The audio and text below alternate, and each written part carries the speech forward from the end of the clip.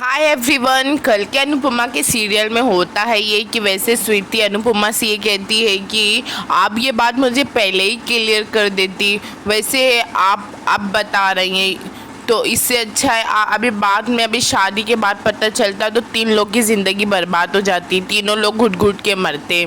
तो इससे अच्छा है कि 2 लोग तो खुश है, उसमें से एक हट जाए तो 2 लोग तो खुश रहेंगे। मैं पहले से ही हारी हुई थी बट मैं अपनी हार मानने के लिए तैयार नहीं थी। अब मैं अपनी हार मानती हूँ और मैं पीछे हटती हूँ। आप लोग दोनों एक हो जाइए। जब एक दूसरे से इतना प्यार करते हैं तो आप दोनों एक हो जाइए और आप लोग की शादी का गठबंधन मैं करूँगी। तो स्वीटी ये कहती है कि आप लोग को अपने प्यार की कुर्बानी देनी नहीं पड़ेगी। सच्चा प्यार हर किसी को नहीं मिलता है। देखो मुझे नहीं मिला और आप दोनों को मिला है तो प्लीज़ आप दोनों इसको छोड़िए मत।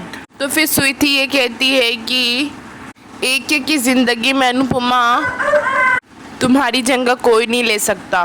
तो वैसे फिर आद्या को स्वीटी समझाती है कि बेबी तुम्हारे लिए तुम्हारे मम्मी पापा बहुत ज़्यादा हर एक चीज़ को तुम्हारे लिए छोड़ा है। तो वैसे आद्या को समझाने के बाद बोलती है, मैं अनुपमा से बोलती है कि अनुज से कि मैं जो भी बोल रही हूँ अपने होश में सोच समझ के बोल रही हूँ। आई नो मुझे ये चीज़ पहले पता होती, मुझे पता था बट मैं ये सोची थी कि मैं अनुज से इतना प्यार करूँगी कि सब कुछ ठीक हो जाएगा, मगर ऐसा नहीं है। 5 सालों में अनुज ने कभी मुझसे प्यार हुआ ही नहीं अनुज को, तो आगे क्या होगा। तो वैसे वहाँ से स्वीटी चली जाती है तो उसके पीछे पीछे आद्या भी चली जाती है तो अनुज भी उसके साथ चला जाता है।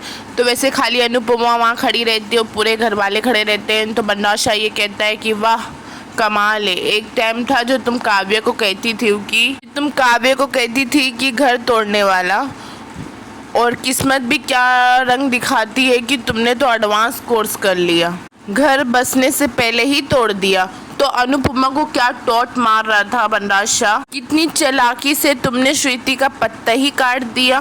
बेचारी भी बन गई, अनुज को भी पा लिया और सबकी सिंपत्ति भी मिल गई आपको।